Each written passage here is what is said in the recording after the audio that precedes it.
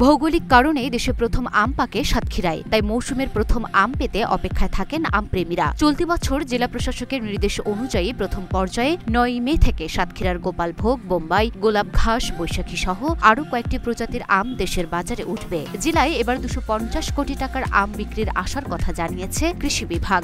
আমি আমের ব্যবসায় আমার 5 বিঘা একটা জায়গা আছে, তাতে আম লাগানো আছে এবং এই বছরে আম খুব ফলন ভালো হয়নি।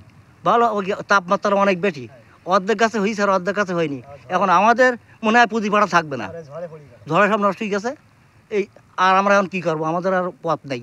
সাতক্ষীরার আম বিশ্ববিখ্যাত, এই আম অনেক দূরে যায়, বিদেশ যায়, কিন্তু এবছর আমাদের ফলন খুবই কম। আর আবহাওয়া তাপে আম অবশ্য সাতক্ষীরা হয়েছিল, কিন্তু আবহাওয়ার জন্য এবং খরার জন্যে প্রচুর পরিমাণ আম পড়ে গেছে। আর সাতক্ষীরাতে এবছর আম যে হারে পড়ে গেছে, এখন বর্তমান যা আছে তা খুবই কম। সাতক্ষীরাতে আম আপনার 9 তারিখ থেকে আমাদের গোপালভোগ আম ভাঙার নির্দেশনা দেওয়া হয়েছে জেলা প্রশাসকের মাধ্যমে। 11 তারিখ থেকে গোবিন্দভোগ, আর হিমসাগর 22 তারিখের থেকে শুরু হয়েছে। কিন্তু সাতক্ষীরার আবহাওয়া এবছর খারাপ, আম খুব কম, দাম তুলনামূলক অন্যবার থেকে এবছর বেশি যাবে। বেশি গেলেও চাষিরা অবশ্য লাভবান হবে না, যেহেতু 10টা গাছের থেকে 2টা গাছে আম হয়েছে। আর বাজার প্রস্তুত হয়ে গেছে আমের বেচাকেনার জন্যে।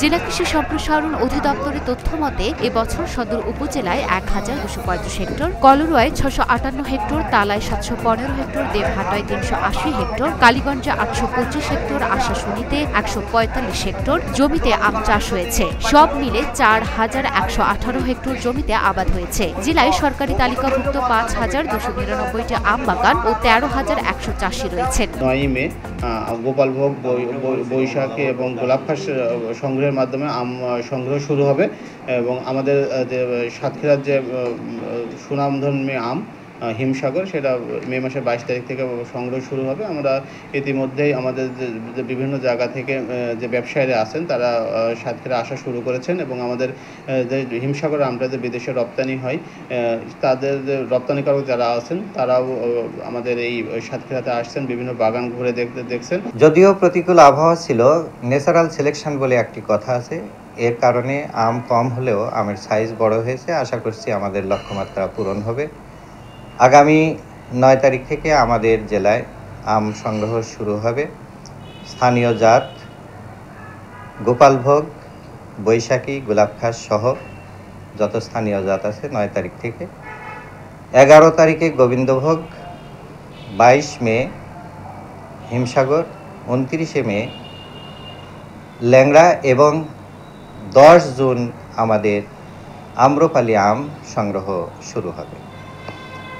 এই আমের যদি পরিপক্কতার নির্দেশক অনুযায়ী কৃষকগণ আম সংগ্রহ করে, তাহলে তারা যেমন লাভবান হবে, আমরাও তেমনি পরিপুষ্ট এবং ভালো আম খেয়ে পরিতৃপ্ত হব।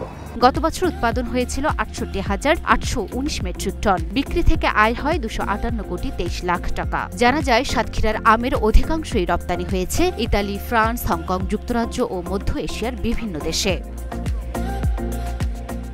লুনা ফ্রোসনিপা, ঢাকা পোস্ট।